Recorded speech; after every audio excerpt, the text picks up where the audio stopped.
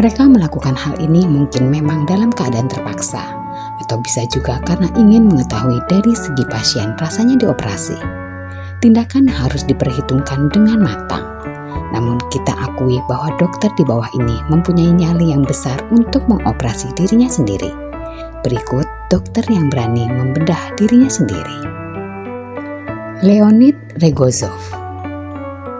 Seorang dokter yang bernama Rogozov yang ditempatkan di ekspedisi Antartika pada tahun 1961 melakukan operasi usus buntu sendiri. Pilihan itu ia ambil karena sulitnya situasi. Cuaca yang memburuk menyulitkan untuk mengontak bantuan, sedangkan ia hanya satu-satunya dokter di sana. Demam dan rasa sakit di perut kanan bawah membuatnya terpaksa melakukan operasi usus buntu pada dirinya sendiri. Dibantu oleh rekan-rekannya satu tim, seorang insinyur dan seorang meteorolog. Pada malam hari ia membedah dirinya sendiri dengan bius lokal dan alat-alat medis yang ada di pos tersebut. Ia membuat sayatan sepanjang 12 cm, menyuntikkan antibiotik sendiri ke rongga perut, dan mengeluarkan usus buntu yang meradang.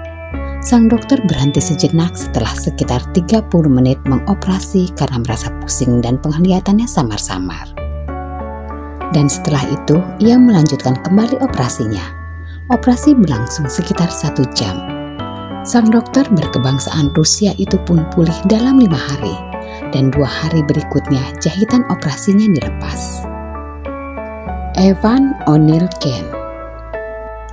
Kane adalah ahli bedah yang bekerja di Venice Lavina, Amerika Serikat pada akhir abad ke-19 hingga awal abad ke-20.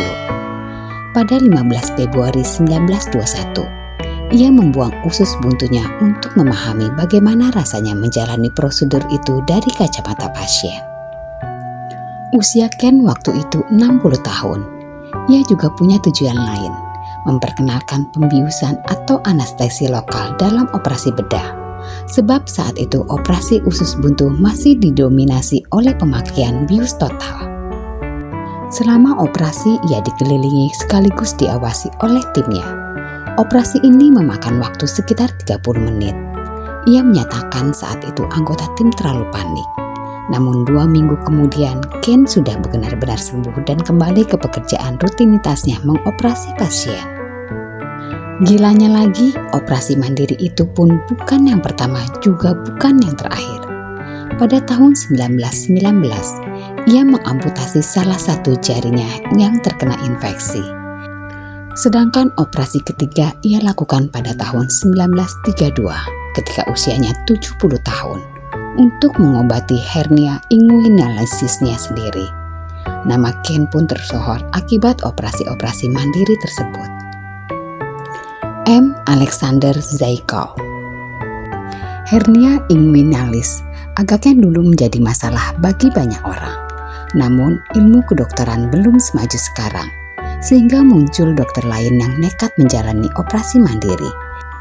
Contohnya adalah M. Alexander Zaykov, seorang dokter bedah asal Rumania. Zaykov melaksanakan operasi hernia inguinal secara mandiri pada tahun 1909.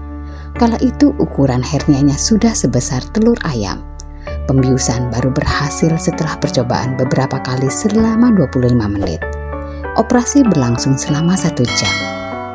Walhasil, insomnia, sakit kepala, dan nyeri fisik ia rasakan selama seminggu. 2 minggu setelahnya, ia bisa beraktivitas dengan normal lagi.